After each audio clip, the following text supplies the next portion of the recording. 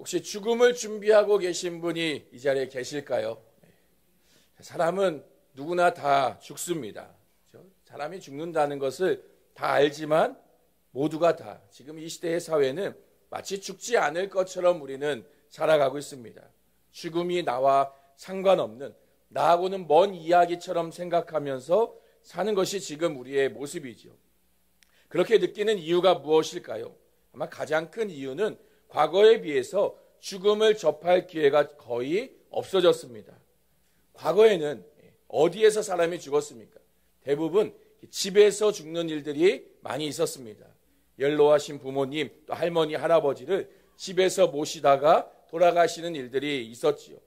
또 장례도 장례식장이 아니라 집에서 치르며 장례 모든 절차들을 하기도 합니다.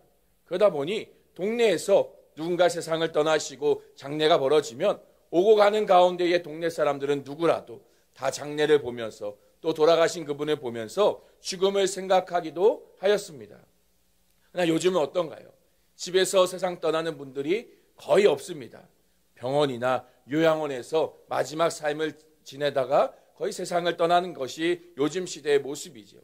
또 장례식장에서 장례를 치르다 보니까 직접 장례식장을 찾아가지 않으면 누구가 죽었다라는, 세상을 떠났다라는 것을 현실적으로 체감하기 어렵습니다. 또 그 죽은 시신 역시도 가족이 아니면 거의 보지 못하지요. 죽음을 우리가 머리로는 알지만 현실로 접할 기회가 거의 없다 보니 지금 시대는 죽음이라는 것을 사람들이 잘 생각하지 않습니다. 또 그것이 나에게 일어날 일이라고 여기지 않는 것이죠. 또 지금 시대적으로도 보면요, 현재의 삶을 더 중요시하는 그런 문화와 가치관 때문에 사람들은 더욱더 죽음을 나와 상관없는 일로 여깁니다. 과거의 시대는요, 종교를 불문하고 현재가 전부가 아님을 다들 인정하며 살았습니다. 죽음 이후에 그 삶을 생각하였고 그때를 준비하기도 하였습니다. 불교만 하더라도요, 윤회 사상을 이야기하지요. 죽음이 끝이 아니라 또 다른 생이, 죽음이 오면 그 이후에 또 다른 생이 찾아온다고 말하는 것이 불교의 가치관입니다. 그런 가치관이 현재의 삶이 죽음 이후를 준비하는 그런 과정처럼 여겨지기도 한 것이지요. 그러나 지금 시대는 어떠나요? 지금, 현재, 그리고 나에게 집중해서 그것의 가치를 두고 살아가는 것이 지금 시대의 모습입니다. 대표적으로 욜로를 말하고 까르페 디엠이라는 것을 말하면서 지금 현재, 지금 순간을 즐기고자 하는 것이 이 시대의 문화이지요. 죽으면 다 끝이라 하니 지금 현재만, 오늘을 즐기고 오늘 행복하면 그만이다. 이것이 현재를 살아가고 있는 이 시대의 사람들의 모습입니다. 그러나 막상 죽음을 눈앞에 두면요, 어떻게 됩니까? 사람은 모두가 다 그 죽음 앞에 두려워하게 됩니다. 왜 두렵습니까? 알 수 없는 그 길이기 때문에, 가보지 못한 길이기 때문에, 또 죽음이란 것이 내 삶의 끝이라 여기기 때문에 죽음 앞에서 사람들은 두려워하며 삶이 무너지는 것처럼 여기며 두려워하는 것입니다. 그러나 이 죽음이 진짜 두려운 것은 단순히 삶이 끝나는 것이기 때문이 아닙니다. 성경은 죽음에 대해서 이렇게 말하는데요. 우리 56절 말씀 같이 한번 읽어보겠습니다. 사망이 쏘는 것은 죄의 권능은 율법이라. 지금 뭐라고 말합니까? 성경이 말하는 사망, 그 죽음은 죄와 율법으로 인한 정죄받아 당하는 죽음이라 성경은 말하고 있습니다. 그러니까 우리의 죽음의 이유가 죄 때문인 것이고요, 율법은 이러한 우리의 죄를 드러내는 것이다 말하고 있는 것이죠. 그러니까 성경이 말하는 죽음은요, 단순히 생물학적인 생명이 끝나는 것이 아닙니다. 하나님 앞에서 죄로 인해 받는 영원한 심판임을 성경은 우리에게 말해주고 있는 것이죠. 히브리서 9장에 보면 이렇게 말합니다. 우리 히브리서 9장 27절 같이 한번 읽겠습니다. 한 번 죽는 것은 정해진 것이요 그 후에는 심판이 있으리니. 한 번 죽는 것은 사람에게 정해져 있고요, 그 죽음 후에는 심판이 있다라고 성경이 말합니다. 이것은 성경이 아니더라도 죽음이 끝이 아니라는 사실을 우리의 양심이 그것을 또 알게 합니다. 그렇기 때문에 우리는 죽음을 본능적으로 두려워하는 것이죠. 단순히 인생의 끝이 아니라 그 죽음 이후에 우리의 삶에 대한 하나님의 심판이 있음을 우리의 양심이 알고 있기 때문에요. 그 죽음 앞에 우리는 두려워하는 것입니다. 그래서요, 세상의 다른 종교들은 그 죽음을, 또 죽음 이후를 준비하도록 가르치죠. 어떻게 준비하라 말합니까? 지금 삶에서 열심히 선을 행하고 열심히 덕을 쌓으며 살라 말합니다. 열심으로 살아야 죽음 앞에서, 또 죽음의 그 심판 앞에서 그것을 피할 수 있다라고 우리에게 가르치지요. 그래서 많은 사람들이 덕을 쌓고자 무던히 애쓰기도 하고요, 선을 행하면서 또 고행을 쌓으면서 그 죽음을 준비하기도 합니다. 그러나 그것이 정말 죽음과 그 심판을 피하게 만들까요? 그렇게 살아왔던 모든 사람들도요, 결국엔 죽음 앞에서 깨닫습니다. 내가 행한 그 모든 것이, 내가 열심으로 수고하고 노력하고 애썼던 그 모든 것이 그 심판 앞에서 그 최선의 기준에 전혀 미치지 못했다라는 것을 죽음 앞에서, 죽음을 눈앞에 두고서야 깨닫게 되는 것이죠. 우리나라 불교계에서 그 성불의 경지에 이르렀다라는 성철 스님이 있었습니다. 93년도에 세상을 떠나셨는데요, 이분은 8년 동안 눕지도 않는 그런 고행을 할 만큼 할 수 있는 모든 수행을 다 하신 분이라고 말합니다. 불교계에서는 거의 부처의 경지에 도달한 그런 분으로 평가받는 사람인데요, 정말 그 불교계 그 사람들의 바람대로라면요, 이분은 죽어서 부처가 되고요, 극락왕생에 계셔야 하는 그런 분입니다. 그런데 이 성철 스님이 죽을 때 남긴 유언이 무엇인지 알고 계십니까? 나는 이제 죽어서 지옥에 간다. 평생 수행을 쌓았고요, 평생 고행을 하면서 그 최고의 경지에 올랐다라는 그 사람조차도 죽음 앞에서요, 나는 이제 지옥에 가는구나, 나의 죄에 대해서 심판을 받는구나 고백하며 세상을 떠났습니다. 그러면 그런 사람조차도 지옥에 가고 심판을 받는다면 도대체 누가 죄에 대해서 천국에 갈 수 있고 구원함을 받을 수 있겠습니까? 결국 아무도요, 어떤 누구도 자기의 수고와 노력을 가지고서는 그 죽음을 피할 방법이 없다라는 것이죠. 성경은 이러한 사실을 우리에게 분명하게 말합니다. 우리 로마서 3장 23절 같이 한번 읽어보겠습니다. 모든 사람이 하나님의 영광에 이르지 못하더니, 모든 사람이 죄를 범하였고요, 모두가 다 죄인이기 때문에 하나님의 그 영광에, 그러니까 그 심판을 피할 수 있는 그 자리에 누구도 이르지 못한다라고 말합니다. 이 죽음 앞에서요, 그리고 그 죽음 이후의 심판 앞에서 어떤 누구도 자유로울 수 없는 것이죠. 그 어떤 것으로도요, 그 무엇으로도 우리를 그 심판 앞에서 피할 수 있게 만들지 못합니다.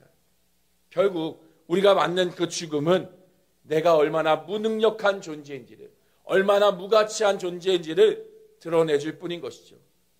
그리고 이 문제가, 그 죽음과 심판의 문제가 해결되지 못한다면 결국 우리의 인생은 그저 허무할 뿐입니다.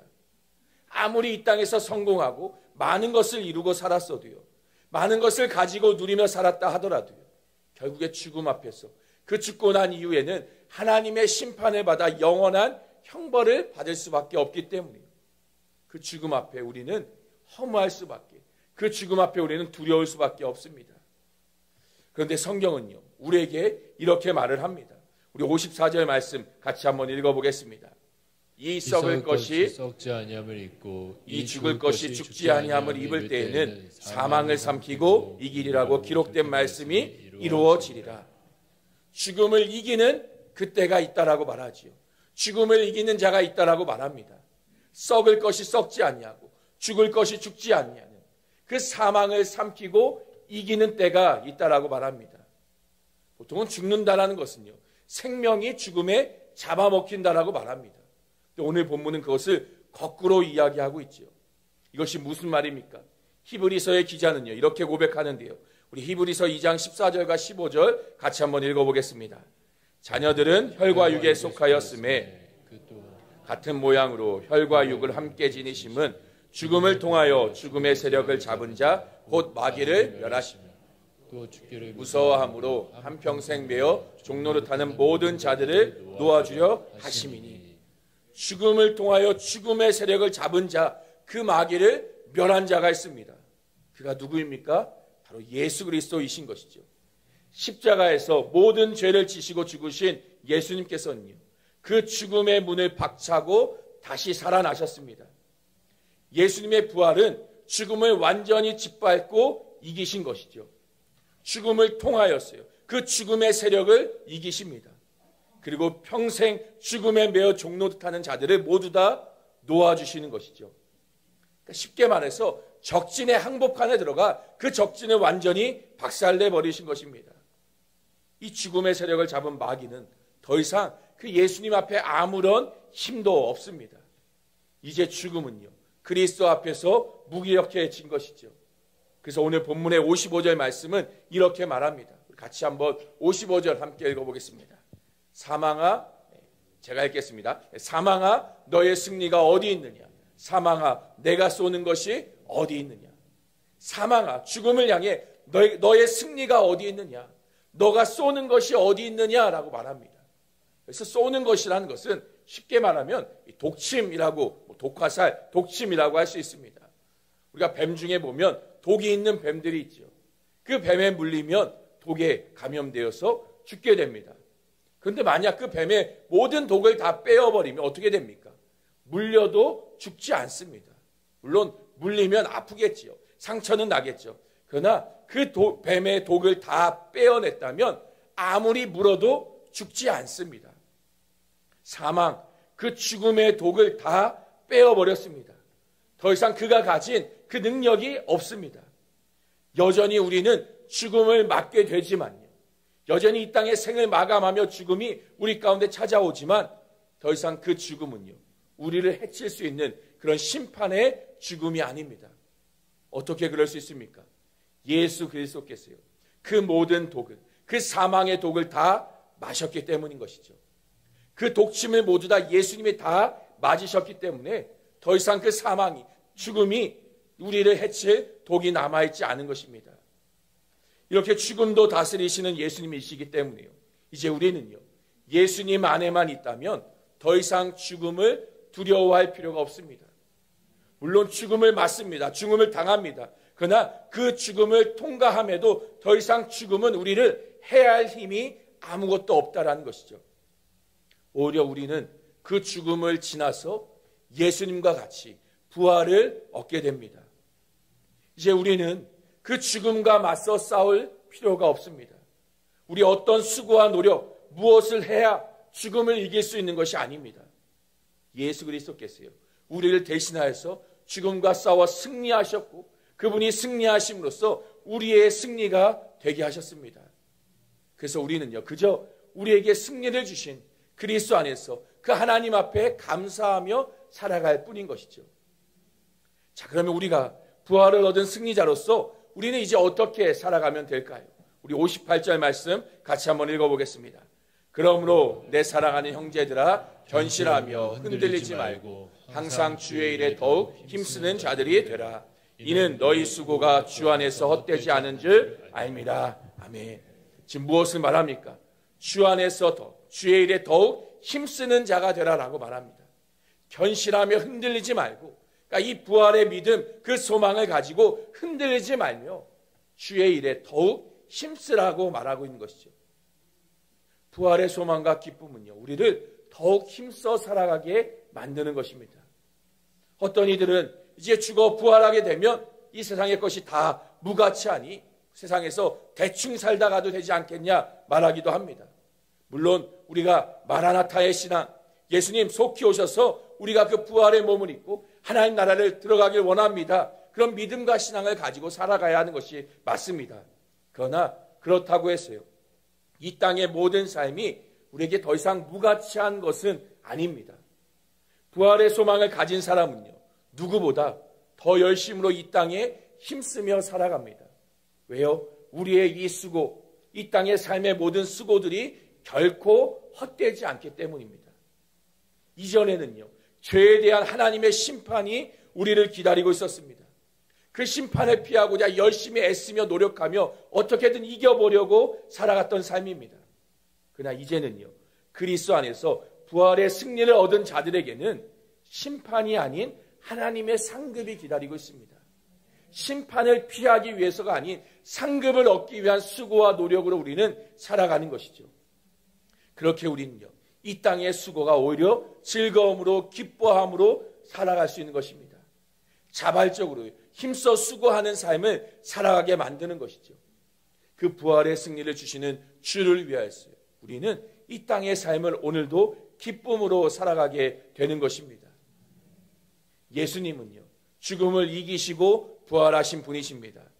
그 사망을 물리치셨습니다.